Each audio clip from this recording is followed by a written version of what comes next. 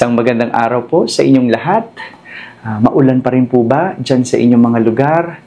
Well, andito pa rin po ako ngayon sa Alfonso, Cavite at pangalawang araw ng aming retreat. Maulan maghapon, kahapon, kaya pansamantala dito muna ako sa aking kwarto magninilay. Gusto ko sana kayong isama ipasyal dito sa loob ng retreat house, pero dahil sa maulan, wala akong makita mga lugar na pwede nating pagnilayan o pagkwentuhan. Ganun pa man, sana nasa maayos kayong kalagayan at safe kayong lahat. Pero sa araw na ito, tayo magkukwentuhan gamit ang ating ebanghelyo at pagbasa sa araw na ito.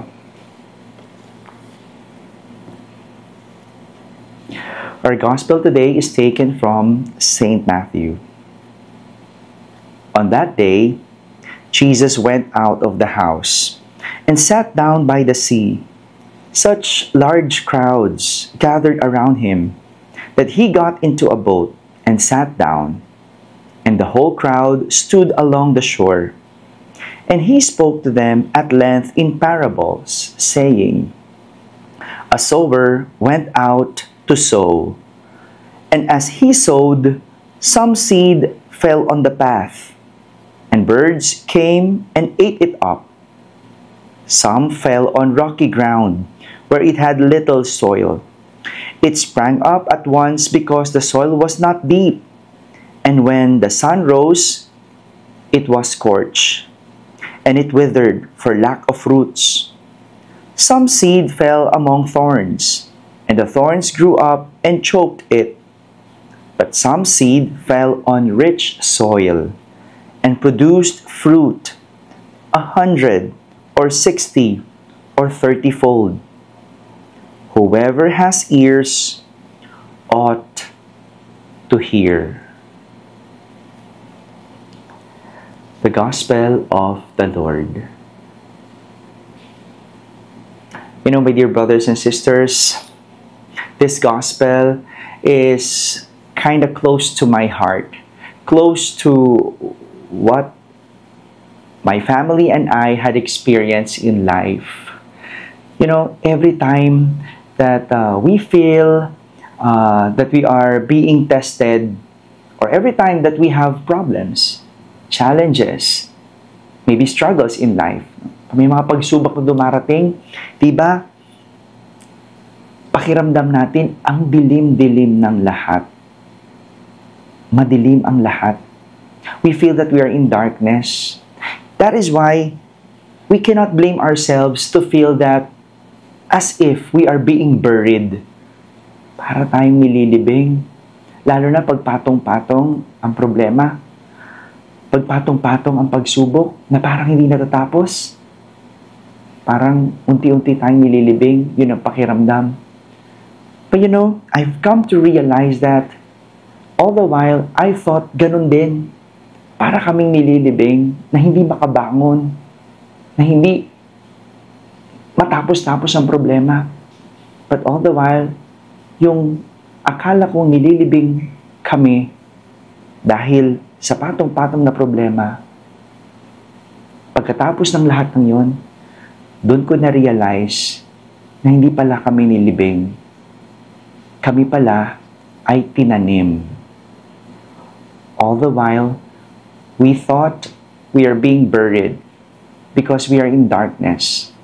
But later on, we will realize that we're not buried, but planted. Itinanim. And I guess this is what Jesus would want to point out in the parable that he shared to the crowd. The parable of the sower. May mga binhi na nahulog sa batuhan, nahulog sa daan, nahulog sa mga may tinik. But none of them grew. None of them produced fruit. Only on the rich soil that was sown produced fruits and grew up. Yung itinanim lang sa matabang lupa ang siyang umusbong lumaki at nagbunga. Pag nagtanim ka, kailangan sapat ang lalim. Hindi pwedeng mababaw, or else tutubo man pero madaling matutumba, madaling maatatangay. Kaya kailangan sapat ang lalim. Sapat yung lalim ng lupa para ang isang binhi ay lumago. I remember clearly, just before I graduated from high school, then nagkaroon na ng problema sa negosyo namin. Nahirapan na. Hindi ko alam na nahihirapan na pala yung parents ko na padala kami sa magandang eskwelahan. And all the while, I thought that I could study in a good school.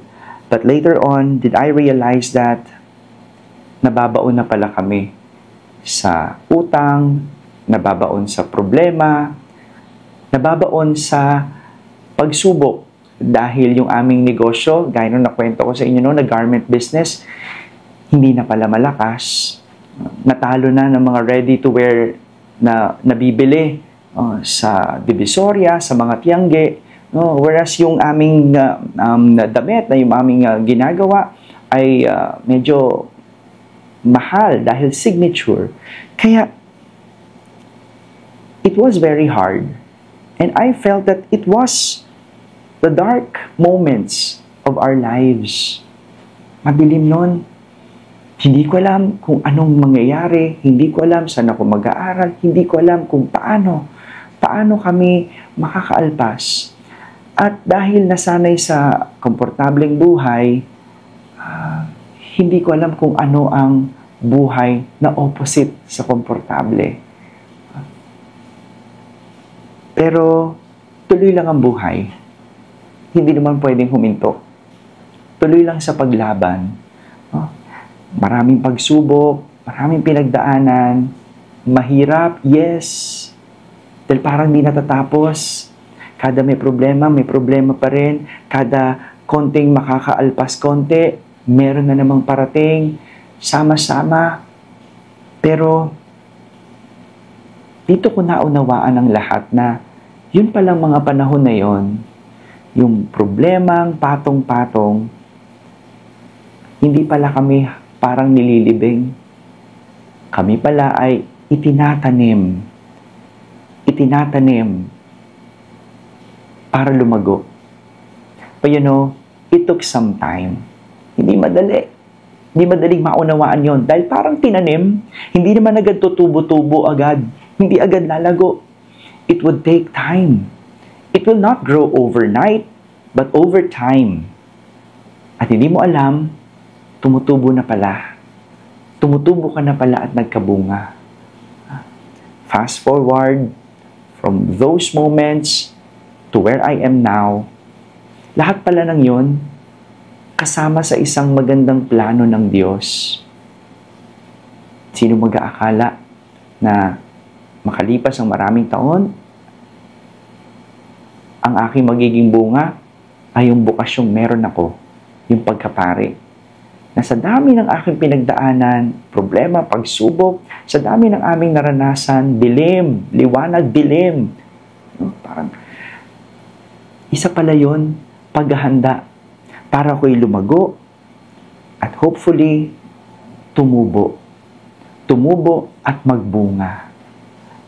Ang sarap maisip na kapag nalalampasan mo ang mga stages na yon, nalalampasan mo yung mga panahon na yon, marirealize mo, hindi kayo nililibing.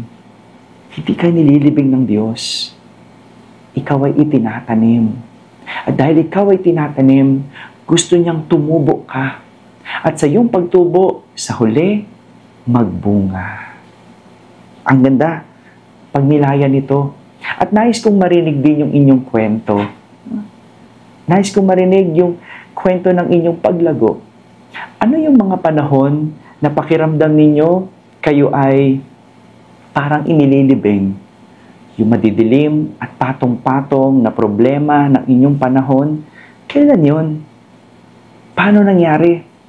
At gusto kong marinig kung paano ninyo nalampasan ang mga problemang iyon, paano kayo tumubo, paano kayo lumago, at ano ang naging inyong bunga. Amen.